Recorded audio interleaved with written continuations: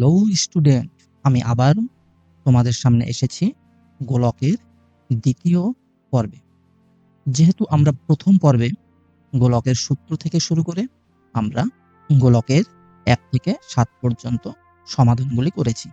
যেহেতু আমি গত পর্বে তোমাদের জন্য একটি কোশ্চেন রেখেছিলাম এইখানে, যে এই যে 38.808 এইখানে প্রথমটি এবং দ্বিতীয়টির নাম বলেছিলাম দশাংশ এবং শতাংশ। ৩ নম্বর এই অঙ্কটির নাম বা অবস্থানের নাম কি তোমাদেরকে কমেন্টে লিখতে বলেছিলাম। আমি এখনো তোমাদের কোনো উত্তর পাইনি, তাই আমি এখনো তোমাদেরকে জানাবো না, নেক্সট ভিডিওতে তোমাদেরকে জানাবো। ঠিক আছে?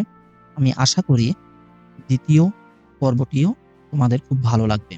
আজকেও এই সমাধান পর্বে আমরা সুন্দর সুন্দর নিয়ম শিখব, সেই সঙ্গে ডিটেলসে প্রথম থেকে শেষ পর্যন্ত থরলি ধীরে ধীরে সহজ ভাষায় বলার চেষ্টা করব।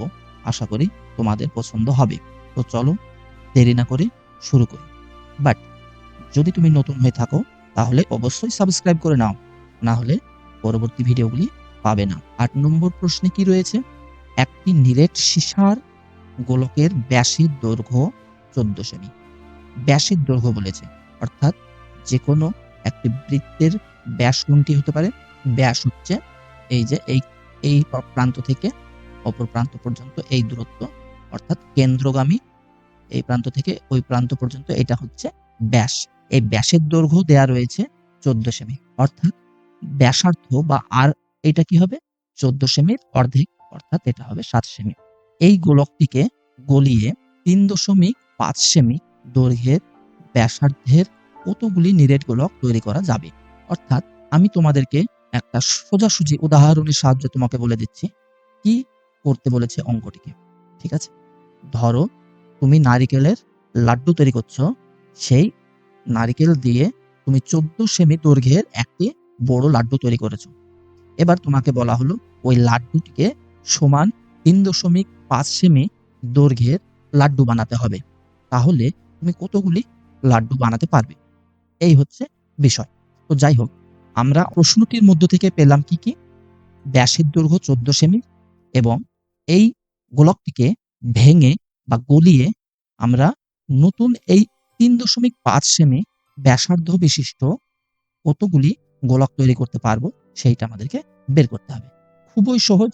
এইখানে 14 সেমি যখন ব্যাস ছিল, অর্থাৎ ব্যাসার্ধ হচ্ছে 7 সেমি, এই অবস্থায় গোলকটির আয়তন নির্ণয় করতে হবে। ঠিক আছে?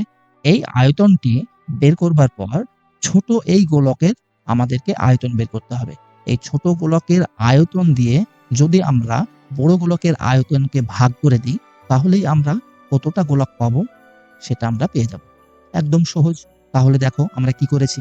নিরেট সীসার গোলকের ব্যাসার্ধকে R1 ধরেছি। যেহেতু ব্যাস দেয়া রয়েছে 14 সেমি, আমরা ব্যাসার্ধ পেলাম 14/2 অর্থাৎ 7 সেমি। ঠিক আছে? এবার আমরা ফর্মুলা কি জানি? গোলকটির আয়তনের ফর্মুলা হচ্ছে 4/3 πr³। তাহলে যেহেতু আমরা এখানে R1 ধরেছি, তাই আমরা লিখলাম 4/3 πr1 তার কিউব। ঠিক আছে? এত যেহেতু আয়তন, তাহলে হবে একক ঘন সেমি। ঠিক আছে? এবার আমরা মান বসিয়ে দিই। 4/3 গণিত পায়ের মান হচ্ছে 22/7 এবং R1 তার কিউব মানে 7 এর কিউব। 7 এর কিউব অর্থাৎ 3টি হচ্ছে পাওয়ার, তাই আমরা 7 কেও 3 বার গুণ করলাম। ঠিক আছে? এবার দেখো এই 7 আর এই 7 কেটেছে, তাহলে থাকছে কি? 4 × 22 × 7 × 7/3, অর্থাৎ দেখো 4 × 22 হচ্ছে 88/49/3 এত ঘন সেমি। এই ক্ষেত্রেও আমরা একটি সুন্দর পদ্ধতি ব্যবহার করব, যেখানে তোমাদের পরীক্ষাতে সময় বাঁচাবে। যেহেতু দেখো আমাদেরকে এই ছোট গোলকের আয়তন দ্বারা ভাগ করতে হবে, তাহলে আমাদের এইখানে গুণ করে বের করার দরকার নেই। ফাইনাল রেজাল্ট আমরা কাটাকুটি পর পাবো, অর্থাৎ এইখানে আমাদের গুণ করার প্রয়োজন নেই। এবার দেখো ছোট গোলকের ব্যাসার্ধ হচ্ছে 3.5, অর্থাৎ তৈরিকৃত ছোট গোলকের ব্যাসার্ধ এইটাকে আমরা R2 মানে 3.5 ধরেছি, অর্থাৎ এই দশমিককে যদি আমরা তুলি তাহলে পাচ্ছি কি? 35/10। ঠিক আছে? এবার 35/10 কে দেখো, 35 এর শেষে রয়েছে 5 এবং 10 এর শেষে রয়েছে শূন্য। অর্থাৎ যদি যে কোনো সংখ্যার এককের ঘরে বা এককের অঙ্কটি যদি ৫ বার শূন্য থাকে, তাহলে সেই সংখ্যাটি ৫ দ্বারা বিভক্ত হয়। তাহলে ১০ কে ৫ দ্বারা ভাগ করলে হচ্ছে ২, আর ৩৫ কে ৫ দ্বারা ভাগ করলে হচ্ছে ৭। অর্থাৎ আমরা পেলাম ৭/২ সেমি আমরা কি পেলাম? ব্যাসার্ধ। এবার সেম আয়তনের ফর্মুলায় ফেলে দাও। আয়তনের ফর্মুলা কি? অর্থাৎ তৈরীকৃত ছোট গোলকের আয়তন 4/3 পাই r³ মানে এই ক্ষেত্রে r2 হচ্ছে r, অর্থাৎ r2 তার কিউব। r2 এর মান কত? 7/2। পরবর্তীতে আমরা দেখো মান বসিয়ে দিয়েছি। 4/3 গণিত পাই হচ্ছে 22/7 গণিত 7 এর 2 গণিত 7 এর 2 গণিত 7 এর 2। যেহেতু কিউব রয়েছে তাই আমরা ৩ বার ৩ স্থানে গুণ করলাম। এবার দেখো কাটাকুটিটা কি করেছি? এই ৭ আর এই ৭ কেটে গেছে। এই ২ দ্বারা ২২ কে যদি কাটি থাকছে ১১। এই ২ দ্বারা যদি আমরা এই ৪ কে কাটি থাকছে ২। আবার এই ২ কেটে যাচ্ছে। অর্থাৎ উপরে থাকছে ১১ গণিত ৭ গণিত ৭ মানে ৪৯/৩। এই যে এই ৩ এইখানে বসেছে। ঠিক আছে? এত ঘন সেমি। অর্থাৎ আমরা কি পেলাম এবার? এই যে এই গোলকটিকে ভেঙে আমরা ছোট, ছোট আমরা গোলক তৈরি করেছি। যে গোলকগুলির ব্যাসার্ধ কত দেয়া রয়েছে? এটা ৩.৫। তো এইরকম কতগুলি আমরা এই গোলক পাবো সেইটা আমাদেরকে নির্ণয় করতে হবে। এবার দেখো আমরা এই ছোট গোলক যেহেতু প্রতিটি সমান, আমি এখানে আঁকতে না পারলেও তুমি আইডিয়া করো যে এই গোলকটি সকল গোলকগুলি সমান। তাহলে আমরা কতটি গোলক পাবো? ঠিক আছে? তৈরি করতে পারবো। এবার দেখো আমরা কি করেছি?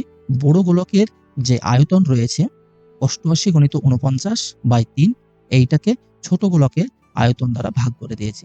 অর্থাৎ দেখো ৮৮ গণিত ৪৯/৩ এটা থেকে গেল। নিচের ভগ্নাংশটি গুণ হিসাবে গেলে অর্থাৎ ভগ্নাংশের ভাগ এটা হচ্ছে যখন আমরা ভগ্নাংশের ভাগ করব, তো নিচের ভগ্নাংশটিকে উপরেরটির সঙ্গে গুণ করব, সেই সঙ্গে এই নিচের ভগ্নাংশটিকে উল্টিয়ে দেব। এবার দেখো এইখানে নিচের ৩ আর উপরের ৩ কেটে যাচ্ছে। ১১ দ্বারা যদি আমরা কাটি ৮৮ কে তাহলে পাচ্ছি ৮, আর ৪৯ কেটে যাচ্ছে। অর্থাৎ আমরা ৮ টি কি পাচ্ছি?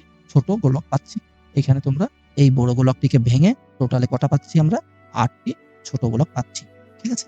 এই হচ্ছে এই অঙ্কটির অ্যান্সার। কি সহজ মনে হচ্ছে তো? যদি সহজ মনে হয় তাহলে অবশ্যই একটা লাইক করে দেবে। আর যদি সহজ মনে না হয় বা কোনো অসুবিধা থাকে কমেন্টের মাধ্যমে জানাবে। নেক্সট অঙ্কটি কি আছে? এইখানে বলেছে দেখো ৩ সেমি, ৪ সেমি ও ৫ সেমি দৈর্ঘ্যের ব্যাসার্ধের ৩টি নিরেট তামার গোলক গলিয়ে একটি নিরেট বড় গোলক তৈরি করা হলো। তাহলে বড় গোলকের ব্যাসার্ধের দৈর্ঘ্য নির্ণয় করতে হবে। পূর্বের অঙ্কটির বিপরীত অঙ্ক এটা। আসলে তোমরা দেখো যে আমি বললাম এর আগে যে লাড্ডুর উদাহরণটি দিলাম।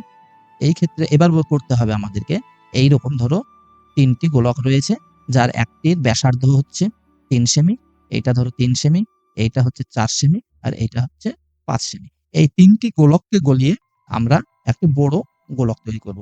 তাহলে এই যে বড় গোলকটা তৈরি হবে তার ব্যাসার্ধ কতটুকু হবে?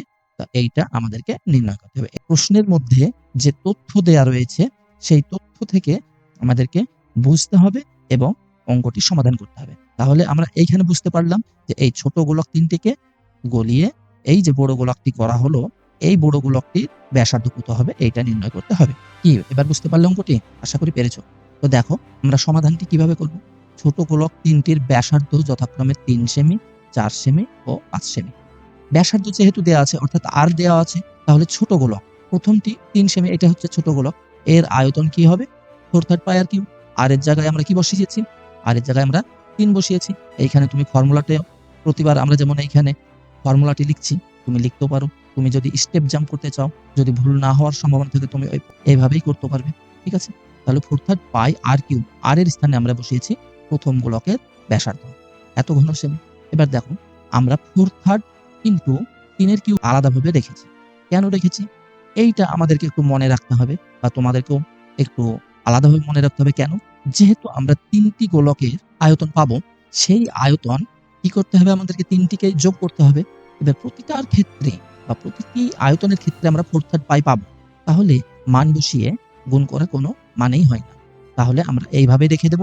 যখন আমরা যোগ করব তখন 4/3 পাই এটাকে কমন নিয়ে নেব, বাকিগুলো যোগ করব। দেখো কিভাবে করছি, সুবিধা হবে তোমাদের।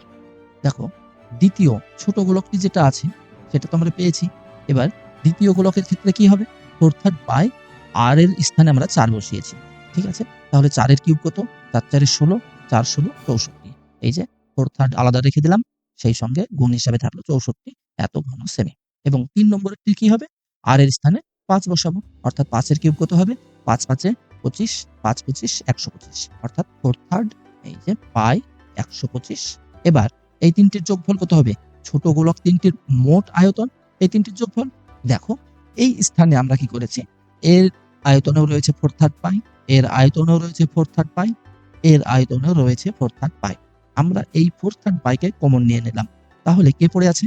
দেখো এইখানে পড়ে রয়েছে ২৭, এইখানে পড়ে রয়েছে ৬৪, এইখানে পড়ে রয়েছে ১২৫। তাহলে এই ৩ টির যোগফল আমরা এইখানে লিখে দিলাম। ঠিক আছে? তাহলে এবার দেখো 4/3 পড়ে আছে, এই ৩ টির যোগফল হচ্ছে ২১৬। ঠিক আছে?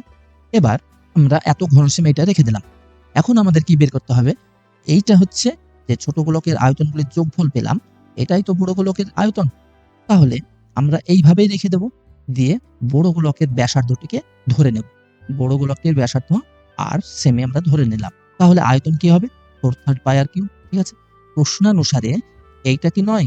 এটাও হচ্ছে বড় গোলকের আয়তন, এটাও তো ৩টি মিলে যে আয়তন হলো সেটাই তো বড় গোলকের সঙ্গে সমান।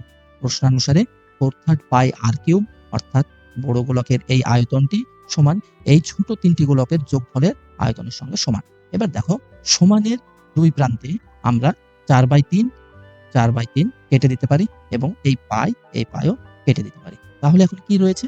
আর কিউব সমান ২১৬। দেখো আর কিউব সমান ২১৬। এখন যেহেতু আর কিউব রয়েছে, আমরা আগেও বলেছি যে কিউব থাকলে রুটের ভেতর থেকে ৩টে একই অঙ্ক বা সংখ্যার জন্য রুটের বাইরে একটি করে পাওয়া যায়। ঠিক আছে? এই হিসেবে তোমরা কি পাচ্ছ দেখো, ২১৬কে যদি আমরা উৎপাদকে বিশ্লেষণ করি, মৌলিক উৎপাদকে, তাহলে আমরা পাচ্ছি দেখো ৩টে ২ আর ৩টে ৩ অর্থাৎ ২ এর কিউব গণিত ৩ এর কিউব। এবার এই যে আর কিউব রয়েছে, এইটা আমরা ২ রকম ভাবে করতে পারি। কিউবিক রুট করে করতে পারি। এইটাকে বলা হয় কিউবিক রুট, অর্থাৎ রুটের মধ্যে থেকে ৩টে সংখ্যার জন্য বাইরে আমরা একটি পাবো, কিংবা সূচকের নিয়মেও করতে পারি। কিউবিক রুট তাহলে আমাদের পাওয়ার হয় ১ এর ৩। এবার এই দুটির গুণফল মানে কি? ৩ দুগুণে ৬, ৬ এর পাওয়ার ৩। এবার বাইরের পাওয়ারের সঙ্গে গুণ হবে। দেখো এই ৩ কেটে যাচ্ছে, অর্থাৎ আমরা পাচ্ছি ৬, আর সমান ৬ পেলাম। যদি আমরা বলি এইভাবে যদি করতাম তাহলে কি পেতাম? তাহলে আমরা পাচ্ছিলাম এইরকম ২ গণিত ২ গণিত ২ গণিত ৩ গণিত ৩ গণিত ৩। অর্থাৎ আমরা কি বললাম এক্ষুনি? রুটের মধ্যে যদি ৩টে থাকে, কিউবিক রুটের জন্য ৩টের পরিবর্তে ১টি বাইরে আসবে। একই রকমভাবে ৩ কটি আসবে?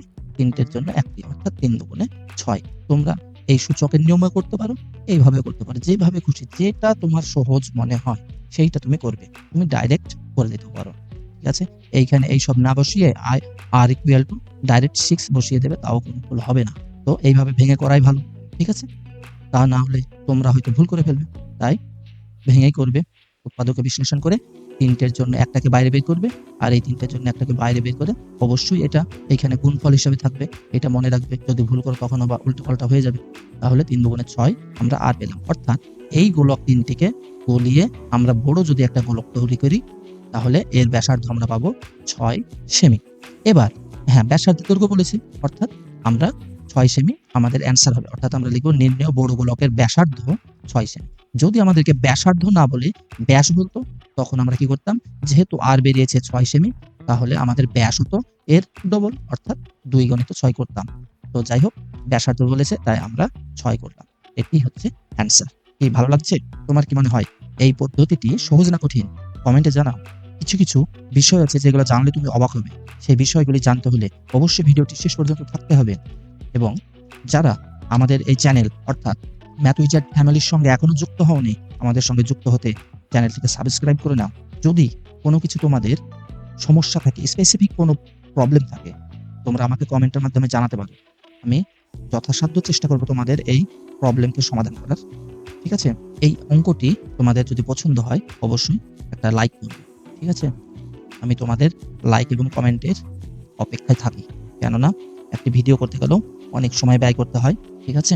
তো সেই ব্যয়ের একটু মূল্য দেওয়ার জন্য তোমরা অবশ্যই লাইক, কমেন্ট, শেয়ার এইগুলি করবে। নেক্সট অঙ্কটি বলছে একটি অর্ধগোলাকৃতি গম্বুজের অর্ধগোলাকৃতি ক্রিকেট বলের অর্ধেক এই টাইপের একটি গোলক, তাই তো? এই গম্বুজের ভূমিতলের ব্যাসের দৈর্ঘ্য 42 ডেসিমিটার। ঠিক আছে, কিসের দৈর্ঘ্য দিয়েছে? ব্যাসার্ধ নয় কিন্তু, ব্যাস। কোশ্চেনকে বুঝতে গেলে কোশ্চেনটাকে ভালো করে পড়তে হবে, তা না হলে তুমি যদি প্রশ্নই ঠিকঠাক বুঝতে না পারো তাহলে উত্তর দিতে পারবে না। তোমাদের সময় একটু ব্যয় হোক, কিন্তু কোশ্চেনকে ভালো করে পড়ে বোঝার পর অ্যান্সার দেওয়া শুরু করবে। এবার দেখো, গম্বুজটির উপরিতল রং করতে প্রতি বর্গমিটার 35 টাকা হিসেবে, কত টাকা হিসেবে? প্রতি বর্গমিটার 35 টাকা হিসেবে মোট কত টাকা খরচ হবে, এইটা হচ্ছে জিজ্ঞাসা। অর্থাৎ যদি আমি বলি বিষয়টি হচ্ছে এইরকম, একটি ধরো গোলক অর্ধগোলাকৃতি গম্বুজ রয়েছে এইরকম, ঠিক আছে? এই হচ্ছে একটি অর্ধগোলাকৃতি গম্বুজ যার ভূমিতলের ব্যাসের দৈর্ঘ্য, অর্থাৎ এইখান থেকে এইটা হচ্ছে আমাদের ব্যাস, এটা হচ্ছে ভূমিতলের যে বৃত্তাকার জায়গাটি রয়েছে, অর্থাৎ একটি ক্রিকেট বলের মুখকে যদি সমান করে কাটি তাহলে কি হবে? একটা বৃত্তাকার গোল উপরে সমতল পাওয়া যায়। সেইটাকে যদি আমরা উল্টিয়ে দিই, দেখো এইরকম উল্টানো একটা বাটির মতো মনে হচ্ছে। তো এই বাটির এই এক প্রান্ত থেকে অপর প্রান্তের এই দৈর্ঘ্যটা দেওয়া রয়েছে 42 ডেসিমিটার, অর্থাৎ এটা দেওয়া রয়েছে ব্যাস। আমাদের ব্যাসার্ধ কত হবে?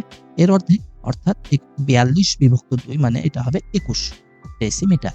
এবার দেখো, রং করার কথা বলেছে কোথায়? উপরিতল। এইটা ভালো করে বুঝতে হবে। উপরিতল মানে কোনটা? এই যে এর চারিদিকটায় আমাকে বাইরের দিকে রং করতে হবে। এবার এইটা আসলে কি বলতো? এইটা হচ্ছে এই বক্রতল বা গোলকটির বাইরের বক্রতল, ঠিক আছে? এই বক্রতলের ক্ষেত্রফল আমরা কি জানি? সেটা আমরা ফর্মুলা থেকে আগেই জেনেছি। তো দেখো অঙ্কটা কিভাবে শুরু করা যাবে। অর্ধগোলাকৃতি গম্বুজের ভূমিতলের ব্যাসার্ধ 42/2 অর্থাৎ 21 ডেসিমিটার, ঠিক আছে? আমরা তো আগেই বললাম, বের করে নিলাম। এবার অর্ধগোলাকৃতি গম্বুজের কি বের করতে হবে? যেহেতু বাইরের চারিদিকে রঙের কথা বলেছে, অর্থাৎ বক্রতল বের করতে হবে। আমরা বক্রতলের ক্ষেত্রফলটা বের করলাম। কি বের করলাম? বক্রতলের ক্ষেত্রফল হচ্ছে 2 পাই আর স্কয়ার। কেন? কেন 2 পাই আর স্কয়ার? পুরো বক্রতলের ক্ষেত্রফল হচ্ছে 4 পাই আর স্কয়ার। তাহলে অর্ধগোলকের কি হবে? তার অর্ধেক, অর্থাৎ 2 পাই আর স্কয়ার। যারা এই ফর্মুলা সম্পর্কে আমি ডিটেইলসে বলেছি প্রথম পর্বেই, যারা এই প্রথম পর্বটি দেখোনি তারা অবশ্যই দেখে নেবে, কেননা সেখানে আমি খুব ডিটেইলসে এবং সুন্দরভাবে ফর্মুলাগুলোকে বুঝিয়েছি, ঠিক আছে? এত বর্গ ডেসিমিল, ঠিক আছে? এবার দেখো 2 পাই থেকে গেল, আর এর স্থানে আমরা কি বসাবো? আর এর মান হচ্ছে 21, অর্থাৎ 21 এর স্কয়ার আমরা পেলাম, এত বর্গ ডেসিমিটার। এবার দেখো 2 ইনটু পাই এর মান হচ্ছে 22/7 গণিত 21 এর স্কয়ার মানে 21 গণিত 21। এবার 7 দ্বারা যদি কাটাকাটি করি, 7 দ্বারা 21 কাটলে 3, 3 7 21, অর্থাৎ 2 গণিত 22 গণিত 3 গণিত 21, এই চারটি গুণফল হচ্ছে 2772 বর্গ ডেসিমিটার। অর্থাৎ এই যে গোলকটির আমরা বাইরের যে বক্রতল পেলাম, এইখান থেকে এই যে এই পুরো স্থানটি, এই বাইরের এই স্থানটি হচ্ছে এই 2772 বর্গ ডেসিমিটার। তার মানে এইটা কি? এইটাকে যদি আমরা বর্গ ডেসিমিটার থেকে কনভার্ট করি মিটারে, কেন কনভার্ট করব? এইটাও বুঝতে হবে। দেখো আমাদের প্রতি বর্গ মিটারে 35 টাকা হিসেবে খরচ হয়। আমাদের এখানে কি বেরিয়েছে? ডেসিমিটার, অর্থাৎ এককের পার্থক্য রয়েছে। আমাদেরকে যদি খরচ বের করতে হয় তাহলে এই যে 1 বর্গ মিটারে 35 টাকা হিসেবে খরচ হচ্ছে, অর্থাৎ এই মিটার আমাদেরকেও এইখানে মিটার বের করতে হবে। তাহলে এবার দেখো, ডেসিমিটার থেকে বর্গ মিটারে যেতে গেলে আমাদেরকে 100 দ্বারা ভাগ করতে হয়। কেন? তোমরা আগেই পড়েছো, kilometre, hectometre, decametre, metre, decimetre, centimetre, millimetre এইগুলি পড়েছো। অর্থাৎ ছোট থেকে বড় এককে আসতে গেলে আমাদেরকে যত ঘর আমরা নিচে নামবো আমাদেরকে একের পর ততটি শূন্য দ্বারা ভাগ করতে হবে। তো এই ক্ষেত্রে আমরা 100 দ্বারা ভাগ করে আমরা কত পেলাম? 27.72। তাহলে আমরা কত পেলাম? 27.72 বর্গ মিটার। এবার প্রতি বর্গ মিটারে খরচ হচ্ছে 35 টাকা রং করতে। তাহলে 27.72 রং করতে খরচ কত পড়বে? 35 এর সঙ্গে গুণ করে দিলে যা হবে তাই, অর্থাৎ 970.20 টাকা। এটা হচ্ছে অ্যান্সার। তাহলে এটাই আমরা অ্যান্সার পেয়ে গেলাম, 970 টাকা 20 পয়সা। ঠিক আছে? বলো কেমন লাগছে? কঠিন না সহজ? যদি টাইম মতো তোমরা একটু প্র্যাকটিস করো, অভ্যাস করো, তাহলে তোমরাও পারবে। আর তুমি যদি গণিতে এক্সপার্ট হতে চাও তবে এখনই সাবস্ক্রাইব করে আমাদের ম্যাথ উইজার্ড ফ্যামিলির সঙ্গে যুক্ত হও। আমরা ধীরে ধীরে ক্লাস 6 থেকে 10 পর্যন্ত সকল ক্লাসের অঙ্কের সমাধান আমরা দেব। সেই সঙ্গে বেসিক গণিত ডিটেলসে শেখাবো এবং প্রয়োজনীয় শর্ট ম্যাথ যেগুলি তোমাদের 10th লেভেলে বিভিন্ন পরীক্ষা দেওয়ার ব্যবহারে লাগবে, সেই শর্ট টেকনিকগুলি আমরা ধীরে ধীরে আপলোড করব। যেহেতু ভিডিও তৈরি করা একটি সময় সাপেক্ষ ব্যাপার, আমাকে একটু সময় দাও, সবকিছু আমি ধীরে ধীরে দেব, সবকিছুই তোমরা পাবে। মনে করো তোমার কোনো একটি বিষয়ের উপর ভিডিও লাগবে, অবশ্যই কমেন্টে জানাবে, আমরা দেবার চেষ্টা করব। ঠিক আছে? তো আমি তোমাদের প্রয়োজন কি সেটা তো আমি না জেনে আমার মতোই আমি ভিডিও দিচ্ছি। তাই তোমরা যদি জানাও, আমি সেই বিষয়টির উপরে ভিডিও তৈরি করে তারপরে তোমাদেরকে দেব। ঠিক আছে? তো যাই হোক, তোমাদের স্পেসিফিক প্রবলেম থাকলে আমাকে জানাতে পারো। নেক্সট অঙ্কতে কি রয়েছে? নেক্সট নেক্সট অঙ্কতে রয়েছে একই ধাতুর পাত থেকে তৈরি দুটি ফাঁপা গোলকের ব্যাসের দৈর্ঘ্য যথাক্রমে 21 সেমি ও 17.5 সেমি। কি? ফাঁপা গোলকের ব্যাসের দৈর্ঘ্য, ব্যাসার্ধ নয়। ঠিক আছে? তাহলে গোলকটি অবশ্য ফাঁপা, গোলকটি ফাঁপা এবং যাদের ব্যাসের দৈর্ঘ্য দেয়া রয়েছে 21 সেমি আর 17.5 সেমি। গোলক দুটি তৈরি করতে যে পরিমাণ ধাতুর পাত লেগেছে তার অনুপাত নির্ণয় করতে বলেছে। অর্থাৎ দুটি গোলকের কি চেয়েছে? যে পরিমাণ ধাতুর পাত লেগেছে সেইটা আমাদেরকে বের করতে হবে। দেখো, যেহেতু ফাঁপা বলেছে তাই আমরা কিন্তু আয়তন নির্ণয় করব না। আয়তন নির্ণয় করতে গেলে ওই গোলকটিকে অবশ্যই নিরেট হতে হবে, তা না হলে আমরা ওখানে আয়তন নির্ণয় করব না। যেহেতু ফাঁপা বলেছে তাই এই ক্ষেত্রে আমরা ক্ষেত্রফল নির্ণয় করব বক্রতলের। কোনো একটি গোলককে কাগজ দিয়ে মোড়াতে, রঙিন কাগজ দিয়ে যদি আমরা মোড়াই, তাহলে যে পরিমাণ কাগজ লাগবে সেটাই হচ্ছে ওই গোলকটির বক্রতলের ক্ষেত্রফলের সমান। ঠিক আছে? তো দেখো, যেহেতু গোলক দুটির ব্যাসার্ধ কি হবে যথাক্রমে 21/2 সেমি। কেন? যেহেতু এখানে দেয়া রয়েছে ব্যাস, তাই আমরা ব্যাসার্ধ করব কি 2 দ্বারা ভাগ করব এবং 17.5/2 সেমি এই দুটি ব্যাসার্ধকে পেয়েছি। তাহলে প্রথম গোলকটির বক্রতলের ক্ষেত্রফল কি হবে? 4πr²। যেহেতু এই দুটি হচ্ছে গোলক, অর্ধগোলক নেই, অর্থাৎ আমরা 4πr² অর্থাৎ প্রথমটির হচ্ছে 21/2 তার স্কয়ার মানে 4π 21/2 তার স্কয়ার আমরা বর্গ সেমি রেখে দিলাম। যেহেতু ক্ষেত্রফল তাই বর্গ সেমি। এবার দ্বিতীয়টির ক্ষেত্রফল কি হবে? দ্বিতীয় গোলকটির বক্রতলের ক্ষেত্রফল হচ্ছে 4πr² এর জায়গায় r² এর স্থানে আমরা 17.5/2 তার স্কয়ার বসালাম। এবার যেহেতু এদের অনুপাত চেয়েছি, অর্থাৎ এই দুটির ভাগফল আমরা যদি বের করতে চাই, তাহলে আমাদের 4π কেটে যাবে। অতএব গোলক দুটির বক্রতলের ক্ষেত্রফলের অনুপাত কি হবে? প্রথমটির ক্ষেত্রফল দ্বিতীয়টির ক্ষেত্রফল। অর্থাৎ দেখো, এইখানে 4 আর এই 4 কেটে যাচ্ছে। অর্থাৎ আমরা যদি এইরকম ভাবে বলি, এই অনুপাতটি যদি আমরা এইভাবে না লিখে এইরকম করতে পারতাম, 4πr² মানে হচ্ছে 21/2 তার স্কয়ার পাই 4π ইন্টু 17.5/2 তার স্কয়ার। এটিও এই দুটিরই অনুপাত বোঝায়। ঠিক আছে? কিংবা আমরা যদি মধ্যে এই অনুপাতের চিহ্ন বসিয়ে হিসেব করি, তাও এটা অনুপাতই হচ্ছে। ঠিক আছে? অনুপাত আমরা এইভাবে করতে পারি, এইভাবে করতে পারি। তোমরা যেভাবে খুশি করতে পারো। এবার দেখো, উপর নিচে আমরা কি কাটতে পারি না? এই যে 4 কেটে যাচ্ছে, পাই কেটে যাচ্ছে। সেম একই করেছি এখানে। দেখো, 4 আর এই 4 কেটে যাচ্ছে এবং এই পাই আর এই পাই কেটে যাচ্ছে। এবার কি থাকছে পড়ে? 21/2 তার স্কয়ার আর এখানে থাকছে 17.5/2 তার স্কয়ার। এবার স্কয়ার মানে কি? এই দুটোকে দুবার গুণ করে দিলাম, এই দুটোকেও দুবার গুণ করে দিলাম। এবার দেখো, নিচে 2 আর এই 2 কেটে যাচ্ছে এইখানকার এই 2 এর সঙ্গে। তাহলে নিচের 2 কেটে গেল। দেখো, তাহলে থাকছে কি 21 × 21 যেহেতু 2 কেটে গেছে, এখন 1 রয়েছে। দশমিক তুলতে কি হবে? দশমিকের জন্য 1 আর দশমিকের পরে একটি সংখ্যা, তাই একটি সংখ্যা অর্থাৎ 10 পেলাম। তাহলে কি হলো? 175/10 গণিত 175/10। এবার দেখো, এরা নিজেরাই কাটছে। 10 5 দ্বারা ভাগ হবে। কেন? এককের অঙ্কে 0 আর 175 এ এককের ঘরে আছে 5, অর্থাৎ উভয়ই 5 দ্বারা ভাগ হবে। তাহলে হচ্ছে দেখো, 5 দুগুণে 10, 5 আর 5 35, 175। দেখো, 3 5 15, 15 17 থেকে বাদ দিলে থাকছে 2, 2 10, 5 25, 5 5 25 অর্থাৎ 35/2। এখানেও সেম 1, 35/2 আমরা পেলাম। এবার দেখো, 35/2 21 × 21 35/2 × 35/2। এবার দেখো, এই 21 উপর কাটে। 21 কে 7 দ্বারা কাটলে 3 7 21, 35 কে কাটলে 5। একই রকম ভাবে 3 7 21, 5 7 35। 7 দ্বারা আমরা কেটে কি পাচ্ছি? পরে 3 × 3 মানে 3 3 9 5 × 5 মানে 25/2 × 4। এবার দেখো, এইখানটায় এই 4 দ্বারা যদি 9 কে গুণ করে দিই কত হচ্ছে? 4 9 36 ইস্টু 9 এর নিচে কি আছে?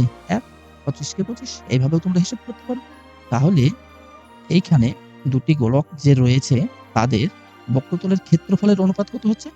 36:25। অতএব গোলক দুটি তৈরি করতে প্রয়োজনীয় ধাতুর অনুপাত 36:25। ঠিক আছে? এবার দেখো নেক্সট অঙ্কটি কি রয়েছে এখানে? এইখানে দেওয়া রয়েছে একটি ধাতব গোলকের উপরিতল এমনভাবে কেটে নেওয়া হলো যে নতুন গোলকের বক্রতলের ক্ষেত্রফল আগের গোলকের ঠিক অর্ধেক হয়। মানে কি? গোলকের উপরিতলটাকে কেটে নিয়েছে, এমনভাবে কেটে নিয়েছে যেন নতুন গোলকের বক্রতলের ক্ষেত্রফল পূর্বে যেটি ছিল তার অর্ধেক হয়। কেটে নেওয়া অংশের আয়তনের সঙ্গে অবশিষ্ট গোলকের অংশের আয়তনের অনুপাত নির্ণয় করতে হবে। উপরিতলটি কেটে একটি নতুন গোলক তৈরি করা হয়েছে যার ব্যাসার্ধ আমরা ধরে নেব, আর প্রথমে যে গোলকটি ছিল তার ব্যাসার্ধ ধরে নেব। দেখো প্রথম গোলকের ব্যাসার্ধ আমরা বড় হাতের আর ধরেছি, আর একক যেহেতু এইখানে বিশেষভাবে মনে রাখবে, এইখানে দেখো কোনো এককের ব্যবহার করা হয়নি। সেন্টিমিটার বলো, মিটার বলো, ফুট বলো, কিছুই ব্যবহার করেনি। এই ক্ষেত্রে যদি আমরা কোনো কিছুর দৈর্ঘ্য ধরতে চাই বা কোনো কিছুর দৈর্ঘ্য আমরা বের করতে চাই, তাহলে এককটাকে আমরা এককই ধরবো। ঠিক আছে? কি একক যেহেতু জানিনি, আমরা একক ধরে নিলাম। আর একক এবং নতুন গোলকের ব্যাসার্ধ কত হলো? আর একক, ছোট হাতের আর একক। একটি বড় হাতের আর, একটি ছোট হাতের আর ধরে নিলাম। তাহলে প্রথম গোলকের বক্রতলের ক্ষেত্রফল 4 পাই বড় হাতের স্কয়ার আর স্কয়ার বর্গ একক, এবং নতুন গোলকের হচ্ছে কত? 4 পাই ছোট হাতের আর স্কয়ার। আমাদেরকে কি বলেছে? নতুন গোলকের বক্রতলের ক্ষেত্রফল আগের গোলকের ঠিক অর্ধেক। অর্থাৎ পূর্বের গোলকটি কত ছিল? 4 পাই বড় হাতের আর স্কয়ার। এর সঙ্গে যদি 1 এর 2 দ্বারা গুণ করি তাহলে কি হয়ে গেল? এটি অর্ধেক। এর সঙ্গে সমান উপরিতল কেটে যে গোলকটি তৈরি করা হয়েছে সেটি, অর্থাৎ 4 পাই ছোট হাতের আর স্কয়ারের সঙ্গে সমান। এবার দেখো 4 পাই উভয় দিকে কেটে যাচ্ছে। থাকছে কি? 1 এর 2 আর স্কয়ার, আর এই দিকে থাকছে আর স্কয়ার। এই 2 দেখো কোণাকুণি যদি আমরা কাটাকুটি করি, এইখানে কিছু নেই, মানে আর এর নিচে 1 আছে। এই 1 এর সঙ্গে আর স্কয়ার গুণ করলে আর স্কয়ার, আর 2 এর সঙ্গে এই ছোট হাতের আর স্কয়ার যদি গুণ করি তাহলে 2 আর স্কয়ার। তাহলে আর সমান কি হবে? রুট ওভার এইটা। তাহলে √2 আর স্কয়ার আমরা পেলাম। তার মানেই হচ্ছে √2 ইনটু আর। কেননা এই আর এর এই স্কয়ার আছে, অর্থাৎ দুটো আর এর জন্য আমরা পাচ্ছি বাইরে একটি আর। দুটো আর এর গুণফলের জন্য বাইরে আমরা একটি পেলাম। এই হচ্ছে আমরা আর সমান পেয়ে গেলাম। এবার দেখো প্রথম গোলকের আয়তন কত হবে? 4/3 পাই আর কিউব। আমরা দেখো সেটাই আমরা করলাম, এত ঘন একক। অর্থাৎ এই আর এর স্থানে আমরা যদি এখন এই যে আর সমান কি? √r, এটাই বসিয়ে দাও। এটাই বসিয়ে দাও, তাহলে কি হচ্ছে? 4/3 পাই √2 ইনটু r তার কিউব ঘন একক। ঠিক আছে? এইটা সমান কি? যেহেতু আমরা এটা বসিয়েছি তাই আমরা r ইকুয়াল টু √2 r বসিয়েছি। ঠিক আছে? এবার নতুন গোলকের আয়তন কি হবে? অর্থাৎ কাটা অংশ দিয়ে আমরা যে গোলকটি তৈরি করেছি তার আয়তন হবে এত ঘন একক। এবার অবশিষ্ট অংশটি কত? আমরা যদি একটি গোলককে ধরো, এইখানে একটি ধরো গোলক রয়েছে, তার উপরের কিছুটা অংশ আমরা কেটে নিয়েছি। এইটা কেটে নেওয়ার ফলে এখন যেটা পড়ে রয়েছে, ঠিক আছে? এইটা আর এইটার মধ্যে পার্থক্য কি হবে? তাহলে এই পুরোটা থেকে যদি আমরা এই ছোটটির এই উপরিতলের অংশটির যদি আমরা বিয়োগ করি, তাহলে আমরা কি পাবো? বাকি অংশটি পেয়ে যাবো। দেখো অবশিষ্ট অংশের আয়তন, অর্থাৎ পুরো গোলকের আয়তন মাইনাস এই ছোট গোলকটির আয়তন 4/3 পাই আর কিউব। এটা বিয়োগ করলে কি হচ্ছে? দেখো এইখান থেকে 4/3 পাই, 4/3 পাই কমন যাচ্ছে, চলে গেল। পড়ে আছে কি? √2 r তার কিউব মাইনাস r তার কিউব। আবার দেখো এইখান থেকে r কিউবও কমন যাচ্ছে। r কিউব যদি কমন চলে আসে, কি পড়ে আছে? 2√2, এইটা পড়ে আছে এইখানে। আর r কিউবের সঙ্গে কিছু নেই মানে কি? এই r কিউবের সহগ হচ্ছে 1। এই 1 পড়ে আছে, 2√2 মাইনাস 1 থেকে গেল। এত ঘন একক। এটা কি? অবশিষ্ট অংশের আয়তন। আমাদেরকে কি বলেছে? কেটে নেওয়া অংশের আয়তনের সঙ্গে অবশিষ্ট গোলকের আয়তনের অনুপাত বের করতে হবে। অর্থাৎ এই যে অবশিষ্ট অংশটি পেলাম, এইটা হচ্ছে এইটা, আর যেটা কাটা হয়েছে সেটা কোনটা? সেটা হচ্ছে এইটা। ছোট অংশটির আয়তন হচ্ছে এই দুটির আয়তনের, আমাদেরকে বলা হয়েছে যে এইটার আয়তন এবং এইটার আয়তনের অনুপাত বের করো। তাহলে কি কেটে নেওয়া অংশ ও অবশিষ্ট অংশের দেখো অনুপাত কি হবে? 4/3 পাই আর কিউব ইজ টু এইটা 4/3 পাই আর কিউব ইনটু 2√2 মাইনাস 1। এবার দেখো 4/3 পাই, 4/3 পাই এবং আর কিউব, আর কেউ কেটে যাচ্ছে। অর্থাৎ এখানে সবগুলোই যদি কেটে যায়, এখন তাহলে কে রয়েছে এদের সঙ্গে? এদের সঙ্গে এদের সহ কিছু নেই মানে ১ আছে। গুণের আইডেন্টিটি এলিমেন্ট হচ্ছে ১। গুণের মধ্যে যদি সকলেই কেটে যায় তাহলে ১ থাকবে। তাহলে এখানে ১ রয়েছে। আর এখানে কি রয়েছে? এই অংশটি পড়ে রয়েছে অর্থাৎ 2√2 -1। তাহলে আমাদের অনুপাতটা কি হলো? 1:2√2 -1 এটাই হচ্ছে অ্যান্সার। কি বুঝতে পেরেছ? যদি কোনো অসুবিধা থাকে তাহলে অবশ্যই কমেন্টে জানাবে। আর যদি ভালো লাগে কিংবা বুঝতে পারো কিংবা তোমাদের মনের মতো ভিডিওটি লাগে তাহলে অবশ্যই একটি লাইক করবে এবং বন্ধুদের সঙ্গে শেয়ার করে তাদেরকেও শিখতে সাহায্য করবে। ঠিক আছে? এবার নেক্সট অঙ্কটি দেখো কি আছে? ১৪ সেমি দৈর্ঘ্যের ব্যাসার্ধ বিশিষ্ট অর্থাৎ ব্যাসার্ধ বলেছে ভূগোলকের অক্ষটির বক্রতলে ০.৭ সেমি দৈর্ঘ্যের একটি ব্যাসার্ধ বিশিষ্ট ০.৭ সেমি দৈর্ঘ্যের ব্যাসার্ধ বিশিষ্ট দুটি বৃত্তাকার ছিদ্র রয়েছে। অর্থাৎ আমরা যে গোলকগুলি দেখি অ্যাকচুয়ালি কি হয়? এরকম একটি গোলক, এইখানে ফুটো করে এইখানে একটি দেওয়া থাকে ক্লিপ, এইখানে একটি ক্লিপ, এইটাকে আরেকটি এরকম করে এইখানে একটা স্ট্যান্ডের সঙ্গে বসানো থাকে, তাই না? তাহলে এই যে এইখানে ক্লিপ লাগানোর জন্য যে ফুটোটি করা হয়েছে সেইটার কি বলেছে? এই যে বক্রতলে ০.৭ সেমি দৈর্ঘ্যের ব্যাসার্ধ বিশিষ্ট। এইখানে যে ছোট, ছোট ফুটোটি করা রয়েছে সেই ফুটোটির এই ছোট ফুটোটির ব্যাসার্ধের দৈর্ঘ্য দিয়েছে ০.৭ সেমি। তাহলে ২ দিকে আমাদের টোটাল কতটুকু অংশ বাদ আছে সেইটা আমাদেরকে নির্ণয় করতে হবে। গোলাকার ধাতব পাতের ক্ষেত্রফল নির্ণয় করতে হবে। অর্থাৎ পুরোটির যদি আমরা ক্ষেত্রফল নির্ণয় করতে যাই তাহলে কি হবে? আমাদের এই ফুটোর জন্য তো আমাদের এই পাত থেকে কিছুটা অংশ পাত কমেছে। অর্থাৎ এই দুটি অংশকে আমাদেরকে বাদ দিতে হবে পুরো গোলকটির আয়তন থেকে, এই ক্ষেত্রফল থেকে। তাহলে আমরা পেয়ে যাব। দেখো, তার আমরা কি হিসেব করব? বক্রতলের ক্ষেত্রফল। দেখো এবার ভূগোলকটির ব্যাসার্ধ অর্থাৎ পুরো এই গোলকটির ব্যাসার্ধ হচ্ছে ১৪ সেমি। ঠিক আছে? তাহলে ভূগোলকটির বক্রতলের ক্ষেত্রফল কি হবে? 4πr² ফর্মুলায় ফেলে দাও। আর এর জায়গায় আমরা যদি ১৪ বসাই অর্থাৎ ১৪ এর স্কয়ার মানে ১৪ × ১৪, ৭ দ্বারা ১৪ কে কাটলে ২ অর্থাৎ এই ২২ দুগুণে ৪৪ আর ৪ × ১৪ = ৫৬ অর্থাৎ ৪৪ × ৫৬ বর্গ সেমি। আমরা এই পুরো গোলকটির আমরা কি পেলাম? ক্ষেত্রফল, বক্রতলের ক্ষেত্রফল, ৪ সাইডের ক্ষেত্রফল। এবার দেখো ভূগোলকটির বক্রতলে অবস্থিত ছিদ্রের ব্যাসার্ধ কত? অর্থাৎ এই ফুটোগুলোর ব্যাসার্ধ হচ্ছে ০.৭ সেমি। তাহলে ক্ষেত্রফল কত? দুটো আছে যেহেতু তাহলে আমরা দুটোকে কি করব? ২ × πr²। কেন πr²? এইখানে দেখো এটা যেহেতু একটা বৃত্ত, বৃত্ত মানে কি?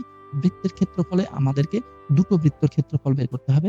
অর্থাৎ দুটোর জন্য ২ দ্বারা গুণ করছি এই বৃত্তের ক্ষেত্রফলকে। এটি বক্রতলের ক্ষেত্রফলের সূত্রে ফেললে হবে না। কেননা এটি হচ্ছে একটি ছোট্ট বৃত্ত যেটা ওই বক্রতল থেকে কেটে নেওয়া হয়েছে। এইটা তাহলে কি হচ্ছে? এই বড় গোলকের দুটো যে ফুটো রয়েছে তার ক্ষেত্রফল ২ × πr²। তাহলে পায়ের মান দেখো ২২/৭, আর এর মান হচ্ছে ০.৭ অর্থাৎ স্কয়ার মানে দুবার গুণ করেছি। এবার ক্যালকুলেশন করো। ২২ দুগুণে ৪৪, এই ৭ দ্বারা ৭ কে কাটলে থাকছে ০.১ গণিত ০.৭। সবগুলির গুণ করো। ০.১ গণিত ০.৭ এদের গুণফল হচ্ছে ০.০৭। ঠিক আছে? এইখানে দেখো আমরা ৪৪ গণিত ৫৬ রেখেছি আর এখানে ৪৪ গণিত এটা রেখেছি। এখন কি করব?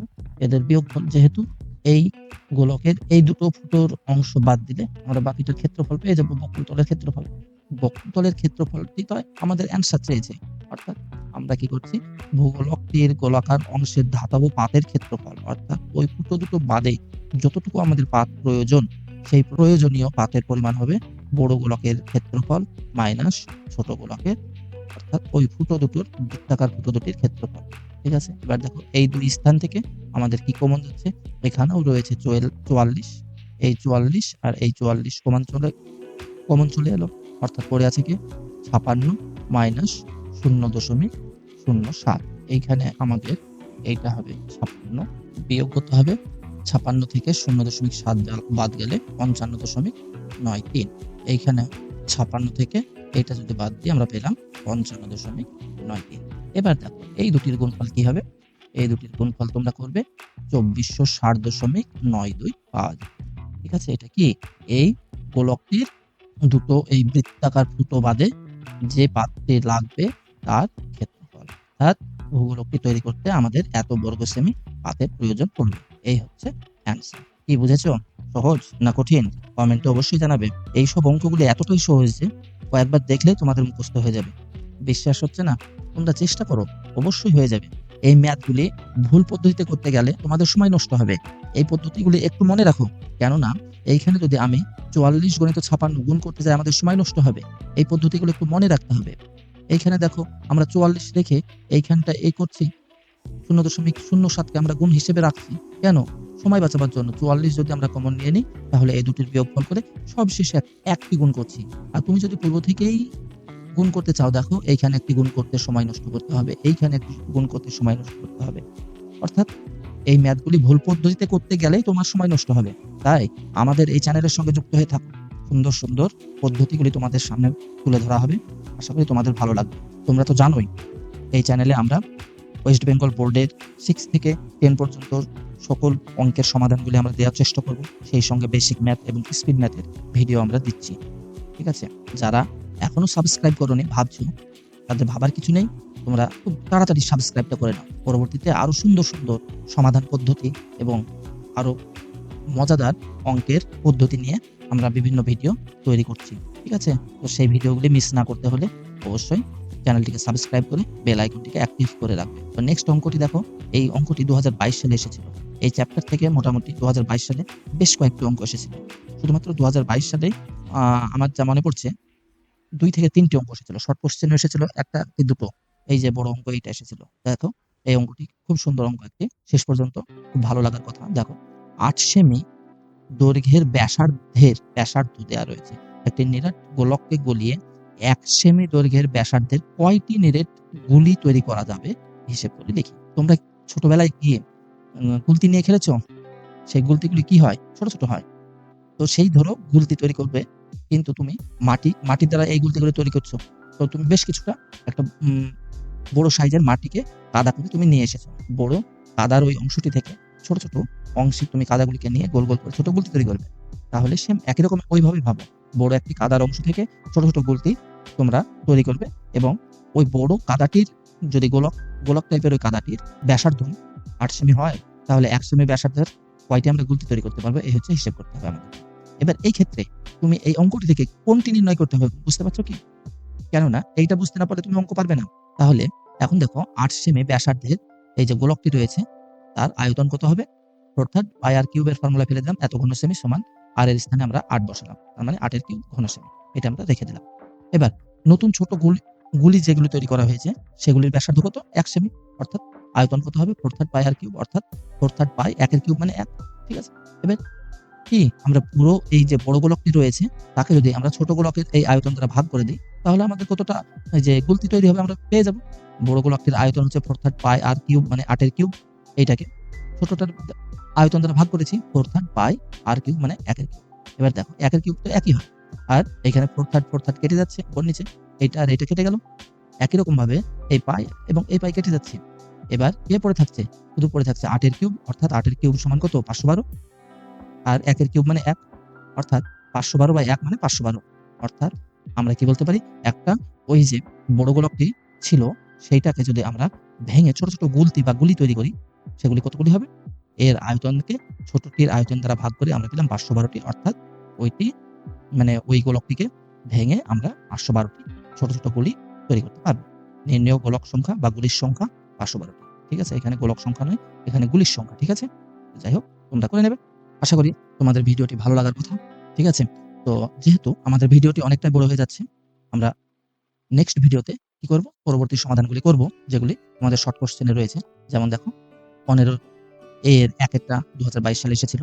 এইরকম বেশ কিছু সুন্দর, সুন্দর অঙ্ক রয়েছে যেগুলি তোমাদের করা দরকার। কেননা এই অঙ্ক থেকে তোমাদের শর্ট কোয়েশ্চেন আসতেই পারে। না আসার কিছু নেই। গোলক থেকে খুব ভালো, ভালো কোয়েশ্চেন হয়। আশা করি এখান থেকে তোমরা শর্ট কোয়েশ্চেনও পাবে। ঠিক আছে? তো আমরা নেক্সট ভিডিওতে এগুলি দেখব। তো আজ আমরা কি করলাম? কষে দেখি ১২ এই চ্যাপ্টারের ৮ নম্বরের অঙ্ক থেকে ১৪ নম্বরের অঙ্ক পর্যন্ত এই ৭টি অঙ্কের সমাধান করলাম একদম ডিটেইলস ব্যাখ্যা সহ। আশা করি তোমরা সকলেই বুঝতে পেরেছ।